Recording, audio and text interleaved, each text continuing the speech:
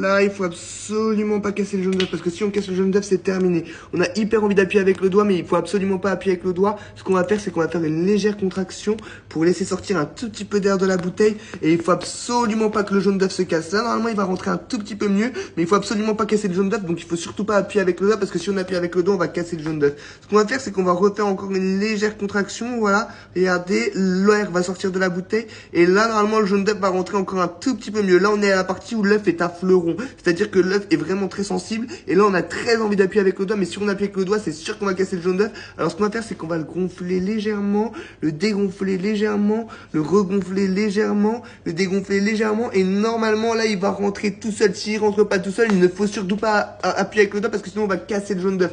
Alors, ce qu'on va faire, c'est qu'on va encore regonfler, encore un tout petit peu, faire ressortir encore les dernières bulles d'air, encore une fois, et normalement, là, ça va rentrer tout seul par lui-même. Non, pas encore, là, peut-être.